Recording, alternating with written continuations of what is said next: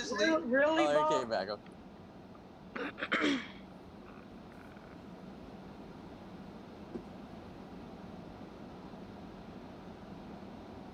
All right. Hello, everyone. Good evening. I am Valerie James. I am CEO and founder of VAST, which is Veteran Advocates Services and Training. We are a 501c3, started in 2018, and our mission statement, our goal is to successfully reintegrate the justice-involved veterans back to their community through case management. To do that, we have a vast world of veterans and of heroes and patriots that I have brought on here with me. I'm so proud to be serving with these ladies and gentlemen here. First, I want to start off by having Jake Hicks. Jake, can you hear me? I can hear you. How do you hear me? Yeah, I can hear you fine. The first thing we want to know about, helping justice-involved veterans is to hear what a justice-involved veteran is. Can you read that off to me, Jake? Yeah, I'll try to define it there. Veterans enter the military seeking a better life from trauma sometimes, but trauma can be exacerbated during their military service. And after their military service, they have the veterans it gets compounded. The trauma gets compounded. When these traumas escalate, the ensuing behavior, if not treated, may lead into run-ins with law enforcement. This is what we call the justice-involved veteran. Exactly. Thank you. And Miss Lucy Gonzales. How you doing, Miss Founder Valerie James? I am wonderful. I'm wonderful. Can you tell us what the VA calls justice-involved veteran? Just because we found out now, Jake said what creates it. Now tell us what it is. What happens? I just with the VA. I'm sorry. Repeat the question. Oh, yeah. You were reading something. I think you had it on your phone about the justice-involved veteran. Yes, and my phone isn't working right now. Okay, it's all right. I'll do this before I introduce you. Hold on a sec.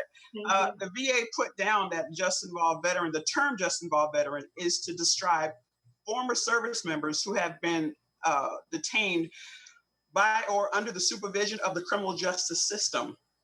Their involvement can range from arrest to court involvement to incarceration in jail or prison.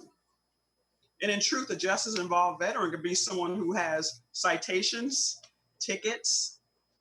And the reason that's so important is because if you have tickets and tickets and it gets bad enough, they will take your license. Can you get a job with no license? A suspended license? Kind of hard to do. Can you even get a place to live, an apartment? Suspended license? You can't. So is anything that involves the law that can affect your life, that's a justice-involved veteran.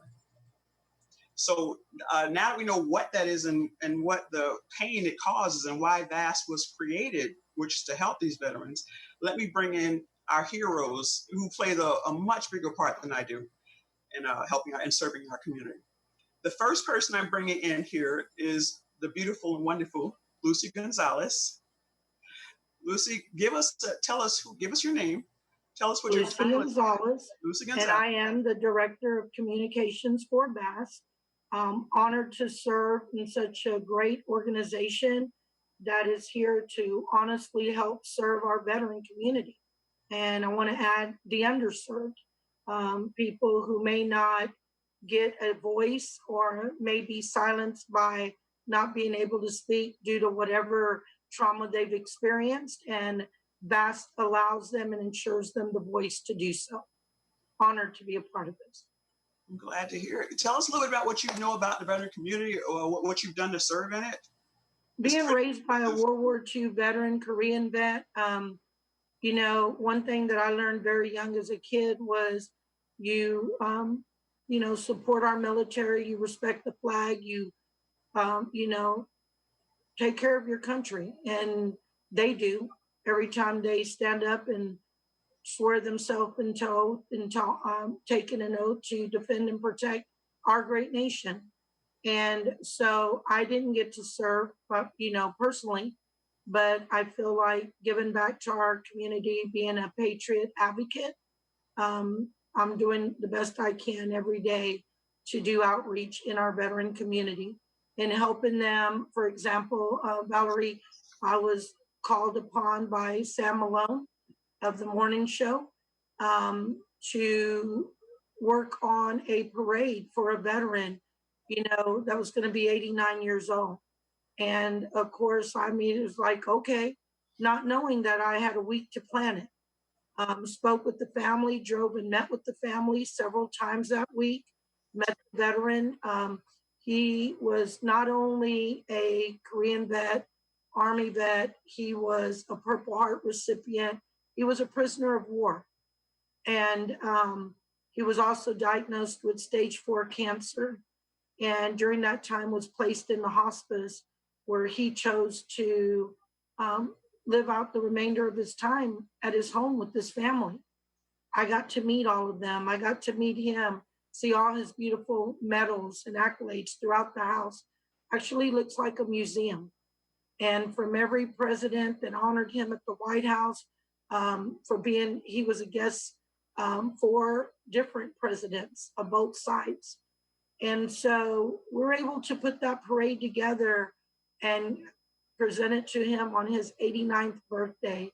And there were over 100 cars, over 150 people, social distancing, the news media, the news reporters, different organizations. That was the beautiful thing, to see over 32 different veterans organizations, different, community organizations, and all of the organizations that our veteran belonged to was really touching. But I guess what hit me the most is when our 89-year-old veteran thanked everybody that was there. He wanted to speak that day because in my eyes, he knew his time was limited. The one thing that he shared with us all was the fact that COVID's really bad right now and people are having a hard time dealing with it.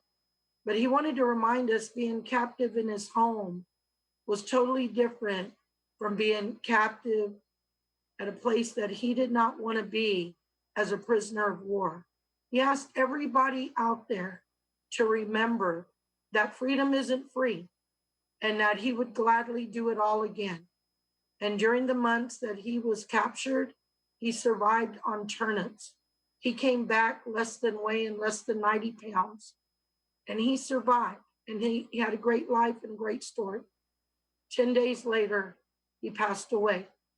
And again, those organizations were at his funeral, honored to be there, sending him off with the great ceremony.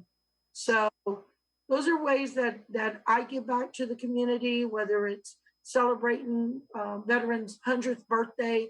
I just did one on Facebook. The veteran turned 86 today, 106, 106, asking the community to go on that Facebook page as his family read each and every one of the birthday wishes to him. It's a little thing that could go a long way and making a difference in a veteran's life for after all the sacrifices they've done for us. It's nothing in comparison.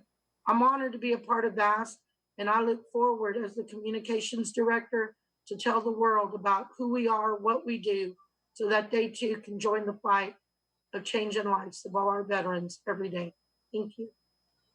Wow, I'm glad I don't have to follow that. Jeez, poor Jake. Listen, if you do not know Lucy Gonzales, now you know. If you're standing close to her and she get a call, she gonna grab your collar and you'll end up running with muscles you did not know you had. This woman is amazing. So we're honored because you just floored us. Thank you for that. Thank you, Valerie. All right, now we're gonna get into two of the navigators here, and when I tell you these two are just above average heroes in the veteran community, the places they serve, very few people would go into, very few. The first one is Jacob Hicks. Excuse me, you know what? I apologize. I want to introduce Bob Gebhard first. Bob, you're both handsome. And I love you both, but Bob first. Bob, tell us your name. So my name is Bob Gebhard. I'm a proud Vietnam veteran. I served in the U.S. Navy from 1965 to 1968. I did my tour in Vietnam from April of '68 until December of '68. When I got out of the service, I spent about 50 years in the banking business and retired and decided it was time to do something else. I was trying to find out what my purpose was. And I finally found that purpose about 2 years ago. I had gone to a meeting.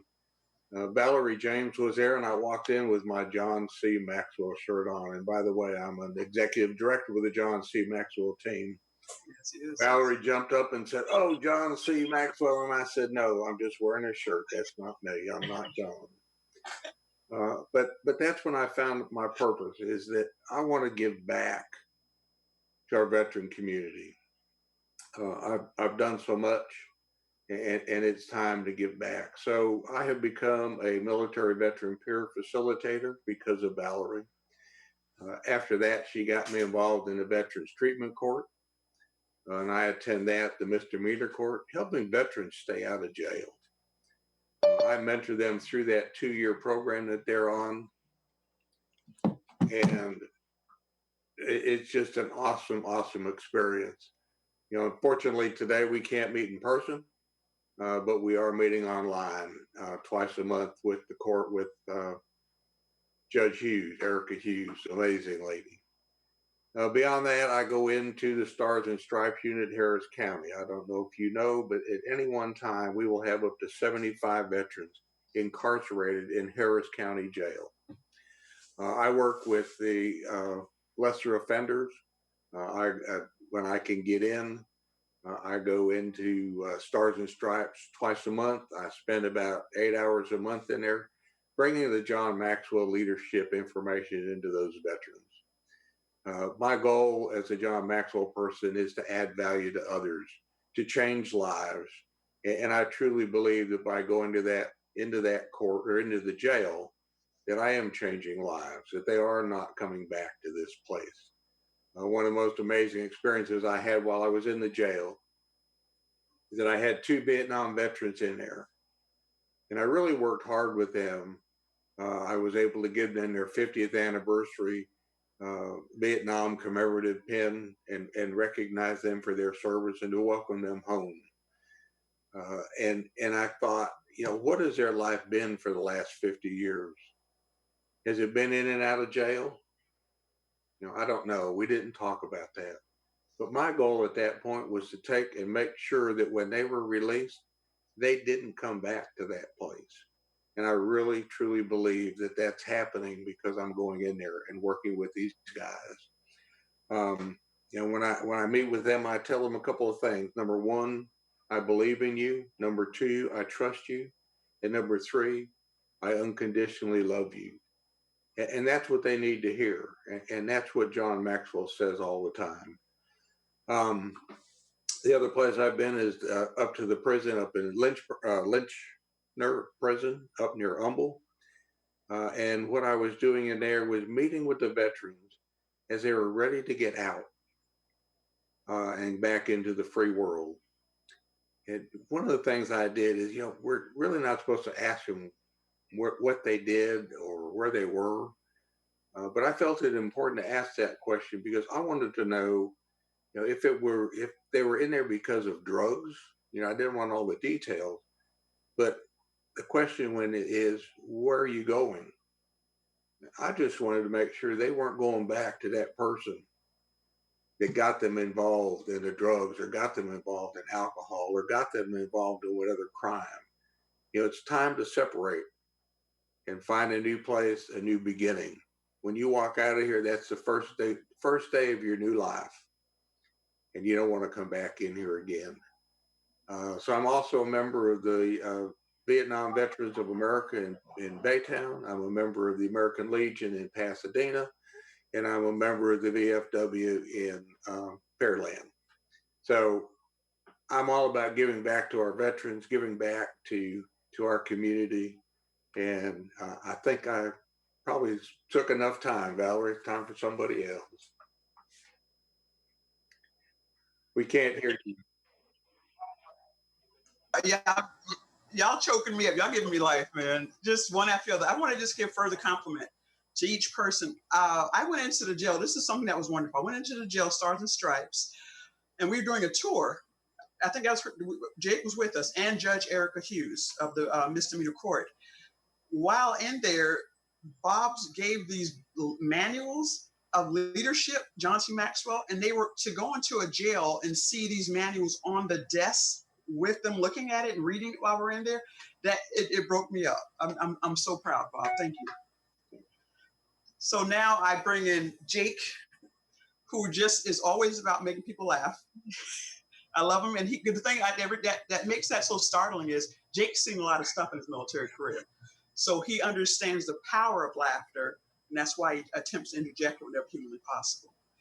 Jake is another one of the navigators, like Bob, who goes into jails, but I would like he takes a slightly different approach of what he does. Jake, can you give us your name, service, and what you do?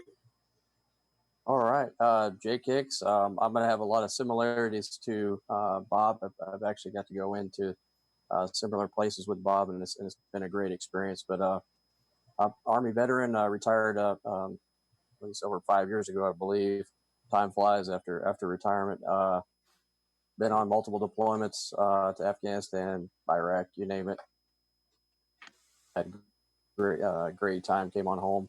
Got to see a lot of veterans go through a lot of traumatic experiences, and so coming back, I guess a lot of people don't understand that about 90% or more of those incarcerated are going to go back to the general public, and they're going to have to reintegrate.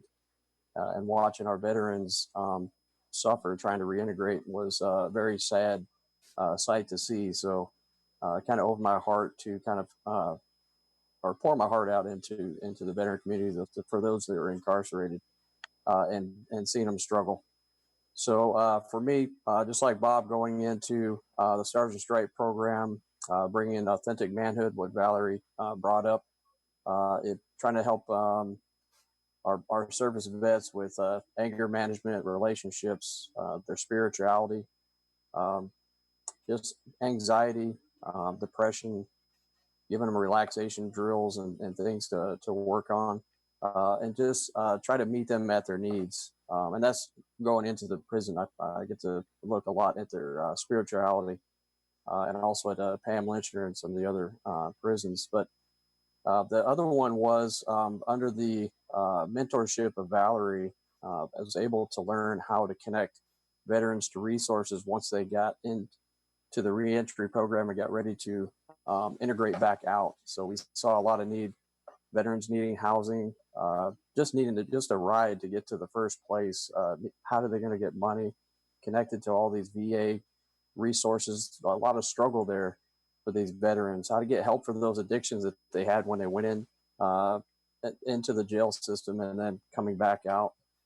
So connecting to those resources is pretty difficult for many. I mean, even for me, with plenty of time on my hands, I get pretty lost. So being a navigator for these veterans is very, very important. And for me, I guess the biggest thing that I really get, I probably get more of it than a lot of the veterans that are incarcerated, because when you see that transformation and you see them make it and give back into society, and you see them give back and you see that light just shine, you can't beat it. I think that's what it's all about, and giving back.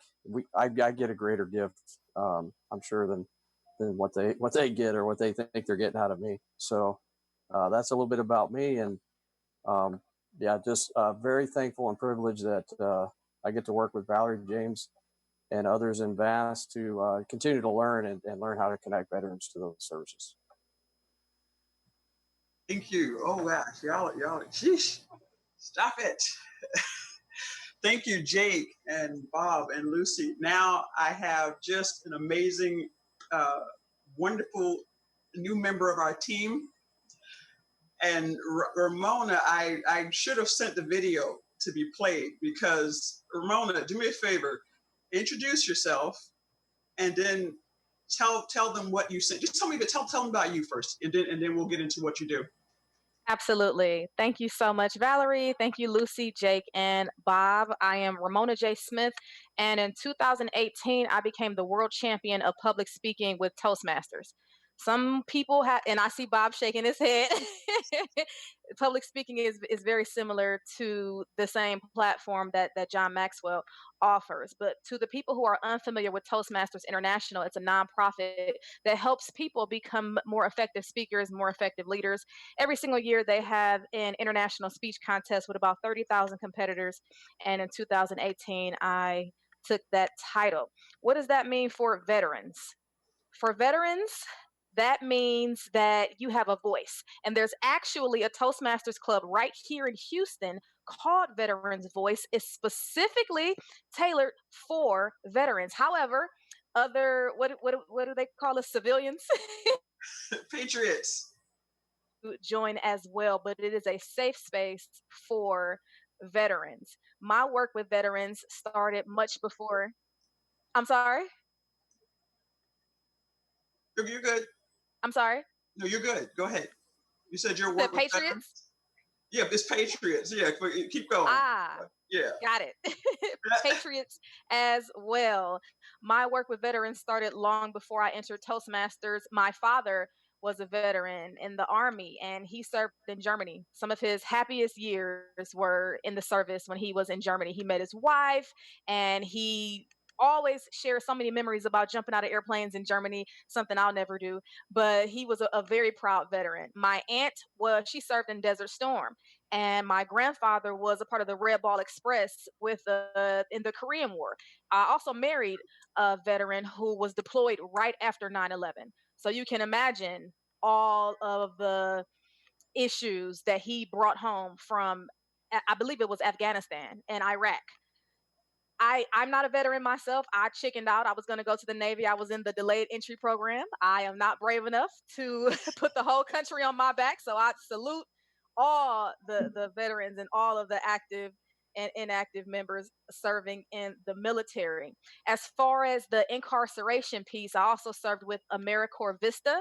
Not sure if we are familiar with that program, but I served with a nonprofit in Third Ward, Houston called Change Happens. And one of my proudest accomplishments outside of Toastmasters and being a mom was being able to provide this unforgettable Christmas experience to children with incarcerated parents or parents who were formerly incarcerated. That was so amazing because what do you tell a child on Christmas who has a mother and a father who is away? How do you help them? It's very difficult, and to be able to serve those dozens of families that we did and bring about that hope and to let them know that your parents are still thinking about you no matter where they are, that was a highlight of my life. I got to ask more about that, Ramona, because that's amazing. I did not know that story. So, what's the name of the organization? How often do they do that? Because we can plug the people we see in jail into this. What's the name? And since you said Third Ward? Yes, the name of this nonprofit is called Change Happens, and they partner with St. John's. They Yeah. partner with St. John's Church downtown. Now, I'm not from Houston, so I don't know all the ins and outs of the areas, but I know that St. Everybody John's writing down what you said. You see that? Change happens. Yes, and my contact there, the lady who I was working with, I forget her name. I know it's in my contacts, Oh, but I'll get it. Thank you. yes, I can give it to you offline, but I have a few contacts there, and they have a bunch of amazing programs for people who were formerly incarcerated. I don't think they have anything specifically tailored towards veterans, but that's something that they need to look into because veterans still in that area, I'm sure they need many resources, and they probably are oblivious to some of the resources that are available specifically to their demographic. As far as the public speaking, why is public speaking important as a veteran? Because if you cannot communicate your thoughts properly and you don't feel comfortable, you don't feel confident, and you have so much going on in your mind that you cannot effectively give this message to your wife, to your children, to your coworkers, you cannot say, look, I am not in the best mental condition. I need help. You probably could use some free public speaking training. That's where Toastmasters come in. And for myself, if you want personal training, I do offer an extremely discounted rate for veterans. Extremely. Everybody's always like, can I get the veterans discount? If you have not served, if you have not served, you may not. Okay. You may not. But let me ask you a question though. What you said is there's voice. Yes. So one of the things I teach when I would be teaching about mentorship, and everybody here was in that, well, not Lucy was not in my class, but is the minute speech. And people say, why would you teach someone who is homeless to get? It's some elevator speech. The Mhm. elevator speech. How to do the elevator? The 30-second, the 1 minute. Absolutely. And I've said, because people will come and talk to you, and they will be all over the place, and 20 minutes later they will say, I'm homeless. Hmm. Like, you should have led with that. Absolutely. You need to be So clear. you You get need to be that out in concise. 1 minute. Yeah, and I think that's a fantastic part you will play here. Is that's why, and people that I was like, how do I introduce her into this? You don't need introduction. You handled yourself very well. Your ability to teach speech and to have people speak clearly and not look down while they're talking, and I think you're going to be such an asset to them. And thank you. You've apparently done more in the veteran community than I was aware of, and very deep. You help children of incarcerated families. That's incredible, and that's going to play a huge part in what we do. Thank you. You're welcome. So, y'all, I want to ask just some questions, but now that everyone's met our hero lineup right here, let me ask you: of the veteran community, justice involved veterans? That could be like who's ever had a ticket? There's 1, 2, 3. Keeping it real. You're working through it right now, huh? Yes, ma'am. Yes. So if people, you think it's incarceration, everybody here then becomes justice involved. Because if you do not pay those tickets, what happens? Get picked up. Yeah. Suspension. Fines. Fines. You're going to be using your money to come and bail me out now. Just saying, keeping it real. I like keeping it real. I like it. So no, that's good stuff. Now I just I wanted to talk to everyone about some of the things we're going to be doing, like moving forward. There apparently, because we can't go directly into the jails right now. So one of the things we're doing is Bob and Jake have been doing an amazing job at this. And I can't even imagine, Ramona, you and Lucy, your passion will just shine. We're going to be making little video snippet trainings and putting them on USBs. Jake and Bob, tell us about the experience of doing that, because that's kind of new, right, for both of you? It's kind of new for me. I prefer doing in person. I'm still not used to this looking and talking into my computer. But the first one y'all did was funny. Both of you looked so dark I couldn't say who are they. So one of the things I did last week that Valerie and I were down, and Jake down at the reentry facility, and I delivered 40 books, John C. Maxwell's How Great People Think, Great Leaders. And I'm going to be doing some videos on that to send into the guys so that they can at least do some book reviews, talk about some of the things that are there, and I'll do some teachings about how great people think, successful people think. That's awesome. And Miss Lucy and Miss Ramona, I'm going to need some little commitment from you two of some kind of smiling of what y'all can bring. Like Ramona, for your from your train, guys. I wish I could have sent it in. I'll send it to you separately. The international video she did that she won, she sent it to me. It is stunning. Oh, I wish you could play it like. Thank you, Lucy. I appreciate it. And it's called Still Standing. Yeah, that's awesome. Still standing. And you're going to still stand, and we all are, and our veterans are too. And I think as this continues to grow and the outreach that we continue to have as VAST is only going to impact the lives of our veterans even more so to become the better version of themselves. And with Bob and Jake, with the Maxwell teachings and all of the positive influence that they have for these veterans, being veterans themselves, is just incredible. But Valerie, I want to talk about what you and I did last week when I was able to bring you boxes of clothes, pants and shirts for our veterans as they get out of jail that they could actually use, because they may not have that outfit to go home to or to walk out with pride, feeling, once you explain that to me, I'd love to hear from you and what your thoughts were as we gathered the items up last week. I know that, we weren't able to go take it, but I know you have a big project with that. Yes, thank you, Lucy, communication director. Listen, and if you don't know, when people come out of jail, because we're in a joint processing center. Jennifer Herring is the director of reentry in the Harris County Jail. She's also a board member of VAST. You'll all get to meet her. She's just amazing.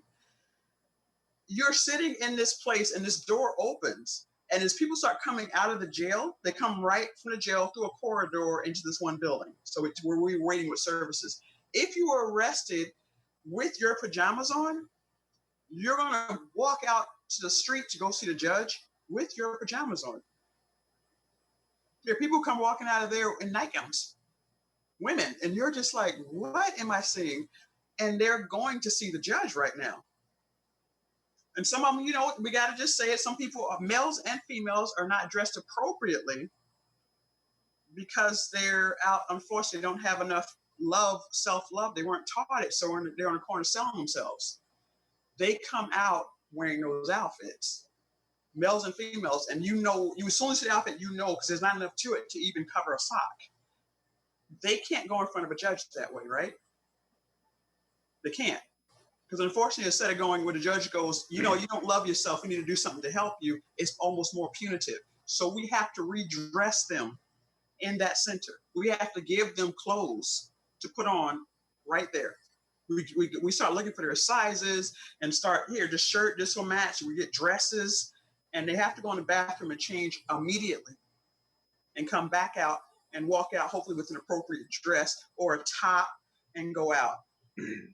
I've seen some unfortunate where a woman was arrested somehow with, I don't know, her pants got torn. So she came out in her underwear from jail, and that's how she was supposed to leave the building. It broke my heart. And Jennifer Herring, her and her crew there, Shanty Scott Peters, they're incredible.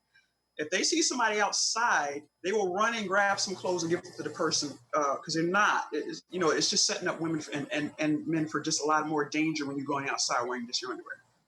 So if you have things like clothing, that's why it's so important to have clothing. And Lucy and her family very kindly went through their closet, because it's not, people say, well, I don't have anything to donate, into their closet, and they came out with a box of pants, new shirts. And that's going to the Stars and Stripes next week. I waited so she can join me, hopefully, so she can get to meet Jennifer, and Jennifer see who the donor is. And if y'all are free, I'd like to bring y'all down there to give Absolutely, would love to. I just think that that's a great idea of helping the veterans, continue the positiveness as they leave. Everybody needs to restore their hope and faith and pride, and walking out there with not the needed essentials is rather embarrassing and demeaning, and no one deserves that. So thank you, Valerie, for putting that together and educating me on something that I didn't know was a need.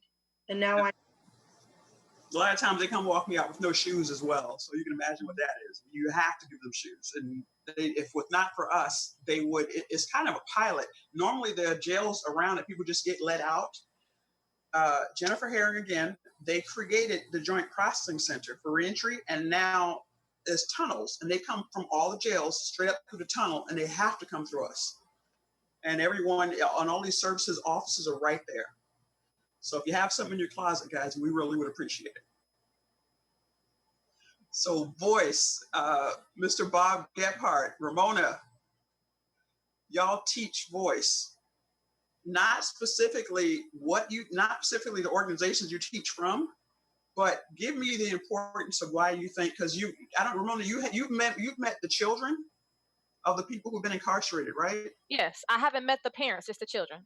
Okay, but how do you find the children? Do you see trauma in them from this, or? Oh, absolutely. Absolutely. Yeah. It's ever present in their eyes. So they're kind of quiet. And you know what's strange? How do you describe them? And when she describes them, I can guarantee you the parents have the same attributes.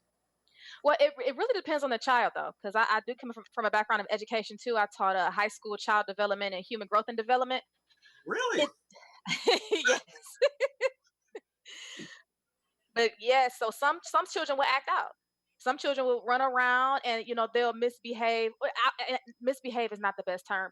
They will behave in the manner that they best know how, and that is being extremely active or trying to get attention in ways that are not going to bring about a positive outcome. They're going to knock things off the table. They're going to hit their siblings. They're going to say potty words. And like you said, some children are extremely quiet. They are withdrawn. They will not make eye contact with you. They don't want you to touch them. They are very jumpy. They seem to be kind of just zoned out.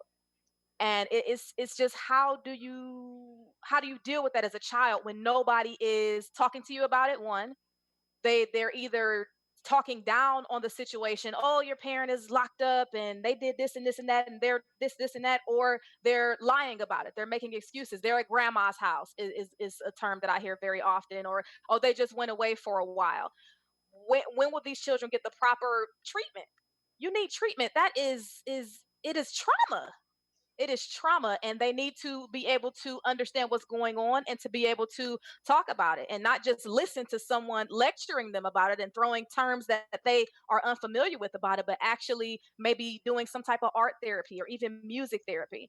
And Oh, that's why I feel like the public speaking part is so important. And I know that term scares people because glossophobia is still the number one fear in the world.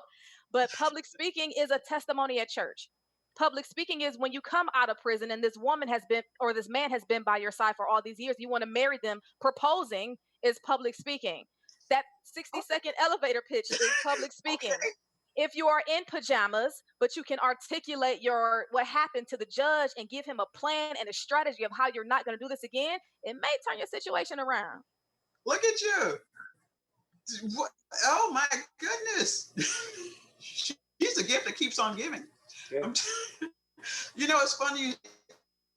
Everything you said. When I not many people here met him. He was just involved. He was back and forth. He'd been to jail. When he got in front of the person who was going to hire him, the guy said, "I'm going to do a background check." Just so you know, most people put their head down or they just be upset and flustered. Jake actually said, "I have a background." To what Ramona said, he was very articulate and very confident of what kind of employee he can be, and he got hired with a background. So yeah, Ramona, we're gonna talk more. I let you keep talking. Bob, go ahead. What you got for that? I'm sorry. Well, what do you got for the for what she's saying that speaking? Yeah, so I think to me it's, and I am also a member of Toastmasters, even though I'm a certified speaker with Maxwell. You can always improve your life and speaking abilities. But to me, I'm getting the guys in size, stars, and stripes to just talk. Talk about where they've been, talk about what goals they have, talk about how they're going to change their life. And that's a form of public speaking. Most of them, as I go in there the first couple of times, they may not say anything because they don't want to talk. They don't want to share anything with their fellow inmates. But I help to bring that out of them. And I think that's really important that they talk about, you can set a goal, but if you don't talk about it, you're probably never going to achieve it. You want to change and your goal is to change, but until you have a plan, you're not going to achieve it. It's never going to begin, so it will never come to an end. So that's what it is to me, is just getting them to open up and the willingness to share with each other in their group the things that they're planning to do. Finding that leader inside there that they can follow, their mentor within that system. It's difficult to teach a grown. Do you find it difficult to teach? And that's for all of you, to teach someone who is an adult after cookie's been baked, so to speak, how to find their words. So I've not run into, and I guess the only issue I have is like I say, they don't want to share. They don't want to tell people what their plan is. They want to keep it inside. But it's building them up and making them realize that they are a real person, and that they have value. That they are, one of the things I talk about is, are you a leader? And most of them won't raise their hand. Hmm. But then I tell them, you are a leader. There's somebody in here that's listening to you. You've got family on the outside that look up to you.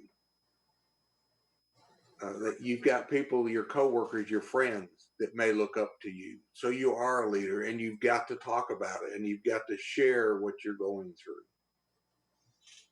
There's so many levels that there is importance to that, because who here feels that a lot of who we are right now was built in our childhood?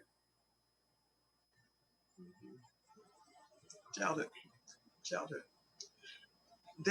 I've gone into jails and I've actually said, I'll make a joke like, my childhood wasn't great. I suffered a lot of mental illness, in case people don't know that, debilitating.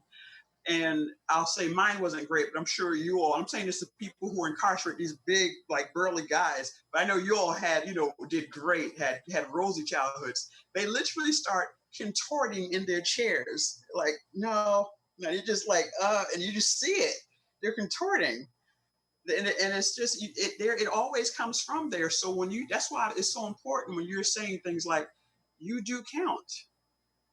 Because depending on what was done with you, to you, or what you witnessed, you don't think you have a value in this earth. And that's our responsibility, I feel like, as teachers, to find the leader inside of our students, whether they are children, whether they are middle age, whether whatever the age is. I taught an online public speaking academy for children ages 8 to 12. I had a kid in there. I'm not going to say his name because he's a minor, but he was kind of shut down. And I'm like, you can participate. I tried to play games and everything, but once I found his passion, I couldn't shut him up. His passion was animals. Whenever we talk about animals, you can count on him he's the walking encyclopedia. So is their passion cooking? Is their passion family? Is their passion basketball? Is their passion watching Love and Basketball? What is going to bring that up? Because we can ask the question, are you a leader? And we can use the term leader, but if I honestly don't feel like I'm a leader, I can say it, but until I believe it for myself, it's not gonna kind of click immediately. But where am I a leader? Am I a leader in the kitchen? Am I a leader on the basketball Uh-oh. court? Am I a leader bench pressing? Yeah, Another thing too, I'm sorry, another thing too, Valerie and everybody on the panel, I just want to say, what, as being a veterans advocate and a patriot, I deal with a lot of veterans every day. I've been working with veterans for over 37 years in my business. But I will tell you, laying down a solid foundation for trust by listening to what they want to say up front. They may not want to answer what we want to know, but what they tell us, we could use to, like Ramona's saying, to present in another way, to dig more information out, but not to be so, to better term of what Bob said, just like not overbearing, not, but kind and gentle. And almost like what Val said, with kid gloves, to give them a chance to speak and feel like, hey, someone is listening, and maybe they have not experienced what I have gone through, but by me telling my story, just maybe they could give me some advice. And Valerie, I've been able to see grown men and grown women that felt, as veterans, that felt they had no needed value once they came home. I've learned so much that just by listening to their stories of how they've grown. So the veteran that I met 5 years ago that was reserved, stuck at home, never did anything, never spoke, but I was just consistent. How are you? Dropping a card, thinking of you. Hey, stopping by. Guess what? They're now active in the community. It's amazing to see. So I'm just excited about the journey we're all on. And just to be amongst all of you, I'm going to learn a lot. Yeah, Ramona, it reminds me of hearing your story there. I had a young man that I was giving a scholarship to go to a leadership program. And when I gave him the scholarship, he had his hoodie on and his face was down. And he was like, you know, it's okay. I really don't want to go to this place. It was a weekend event. I was actually there doing some teaching and helping. And, and I really made it a point to watch this young man. And at the very end, we have students that will come up and talk for the group that they were in. And this young man got up there, took his hoodie down, and spoke to the whole group. And I was like, man, this is awesome. It was just because of what he did in his group, he realized that he was a leader, he had purpose, and he had value. And it was really amazing to watch. It's like transforming right in front of your eyes. Yes. That's like beauty to your soul, you know. That's the best thing that I've done, being able to help the veterans, is seeing that. I love stories. I love what Ramona said about this kid who finally just got up and he just owned the place suddenly. I love that. And Bob, you're a hoodie. Jay, tell me any success story you've seen with your authentic man. Well, I'm going to go back for a second. Yeah, the therapeutic relationship is key. You got to make that connection. And if you're not genuine to them, they're going to see through you pretty quick. Being present is huge. That's, like 80% of it just being there. And after a few days, like Bob was saying, especially those incarcerated will start to open up. They're like, man, this guy's here again. Oh, he's here again. I guess he ain't just full of it. They start to trust you. So that trust, being genuine, and then hearing your testimony saying, hey man, I've struggled too. But I was able to make it, and we can make it together, and give them that encouragement. But several times here in the last, 2 months, I've had calls with some of the guys that we were working with in the Stars and Stripes get a hold of me and just excited about getting a job. They'll friend me on Facebook, and I get to see them holding their kids. It'll choke you up. It kind of feels like you just cut a bunch of onions, I guess. But to see them with their child and changing their life and not going back in, you guys could look up statistics, but those who go through a program like Authentic Manhood, John C. Maxwell, and those programs and have a plan, you're looking at 8 or 9 out of 10 will not go back into incarceration if they have a plan when they get out. And you see it. A lot of times I'll see guys and gals getting out there, and you just see their attitude. And I'm like, they're probably going to go back in. Don't have a plan, just very bitter at the world. But those that we work with, when they leave, you see a smile on their face. They're thankful. They got a plan to get out there. There may be some struggles to make that connection, but they're ready. They're ready to get back out there and make a difference. And that is just awesome to see, and it makes it worth it. That's awesome. Yes, awesome. Thank you, Jay. I want to just say real quick, in case people aren't familiar, the Veteran Treatment Court is a deferment. Like, one of the people got in trouble. There's a lot of specialty courts. One person in Afghanistan, Kendra, I can say her name, she's a speaker. She speaks about this a lot. She had her, there was an explosion. The story is just gut-wrenching. And when you carry your medical packs, your first aid pack on your leg, well, when the explosion happened, she reached for the pack to help her people and couldn't find her leg. And then she saw it a little further down. This, of course, she's young. This caused trauma, emotional trauma, horrible trauma. And she ended up getting drugs because she got arrested. What the court did was, instead of putting her in jail, they realized, hey, she lost a leg. She might be, traumatized. And this is her way of dealing. And it's deferment of the Veteran Treatment Court, the Drug Court, Mental Health Court. They take you and put you into a program. Now, don't get me wrong. This is not a get out of jail free card. You got to do a lot in these programs for those 2 years. You have to, I mean, you have appointments, anger management, substance use, mental health. You have appointments you have to go to. But when you get out and you graduate, we've seen these graduates and they get up and they get to read back on where they were to now. There is not a dry eye in the courthouse. There is not a dry eye in the courthouse. Mentoring in that court it changes your lives. Okay, so Ramona, Lucy, just putting that out there, just throwing it out. There are women in the veteran treatment court as well, and it's prestigious. It's very prestigious.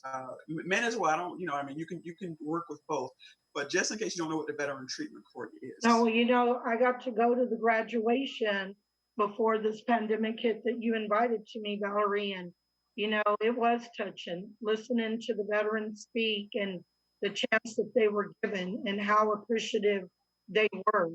It brought everybody in that room to tears. So I felt it. I know in the misdemeanor court right now we have, I think, two females. One actually spoke yesterday. I think Valerie, you were there.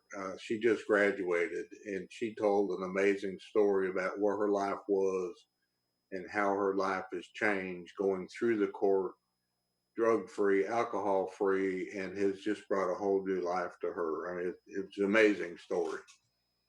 Yes, it is. Yes, it is. Yeah, Judge Erica Hughes, who's in charge of that court, does an amazing job.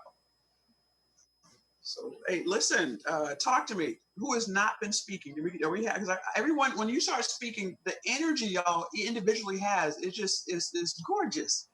And it plays like a beautiful song. I just want to keep hearing it. Ramona, I want to give you a compliment. Since you've been speaking, someone has texted me and said, "Who is that?" One of the female veterans, like, "Oh my God, she's giving me life."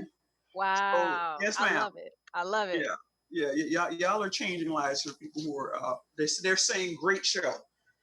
So I appreciate you. Oh, we only got a little bit left. When it first started, they said, "Come on and host a show." I was like, "How is this gonna work out?" But you put your faith where it belongs, and y'all just don't disappoint. Y'all do not disappoint. Lucy, you already know. Y'all are just amazing. Oh my God! And then Ramona coming out of nowhere with stories I didn't know.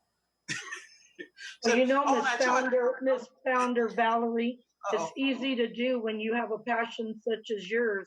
You talk about all of us, but let me throw it right back to you.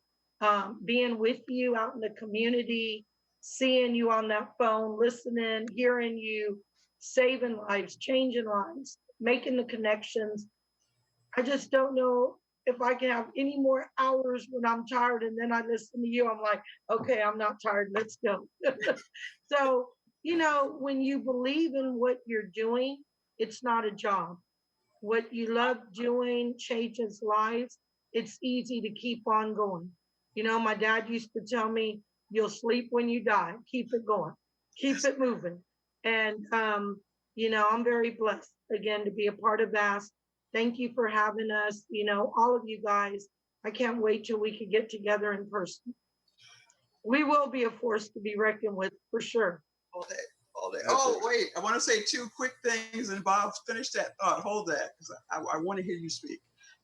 We had a veteran called from the Stars and Stripes, which is the in jail for the veterans. He got out. Shanty, who it works with Jennifer Herring, the two of them run so many programs of reentry. She put a vet on the phone. Okay, you see, I got a card up from Mark. He put a vet on the phone, and he said he just got out. He said, "I'd like to be a mentor." Well, there were some circumstances that we need to just, we're going to mentor with him before he can mentor. We're going to mentor him. But the good thing is, if you need some help and you need a job, the VA has a program, and just ask for Charles Miles' program in the VA. He just called me up. He got hired. I got him hired there. So he now has income. And then I'm going to move him over to our great recenter, which we are just become very familiar with. He's going to be working with VAST. So that's a good moment for time. Bob, finish up, please. The only thing I was going to say is, I mean, you've got so much energy, and you truly add value to everybody that you come in contact with. Oh, goodness. And that's what we need to do throughout our lives. I said that earlier, but the goal is to add value. Yeah, it's just that's what we need to do. That's what we're here for. It's fantastic. Hey, We're, I love we're y'all. going to be an amazing group, one to be reckoned with. Absolutely. Thank you so much, everybody. Thank you so much, Valerie. I appreciate it. Oh, we'll be seeing more and hearing from you for sure. You got my word. So, hey, thank you. And thank you, Mark and Houston Media Source, for hosting VAST. Y'all are amazing. We got 1 minute. Who's got something they want to say? Go out there and make a difference in the world. Give a message. What you got? Act of kindness to change a life. What you got, Ramona? Be well and get to know Valerie. Uh-oh. Bye, Jay. Bye, Bob. Second. Bye, Jay, Val. what you got? Hi, guys. Thank you, Valerie. Thanks for being an awesome Thank mentor. you, Mark. Oh, y'all did great. Thank you so much for making this so lively and informative. I love y'all. We love you. Thank you, Mark.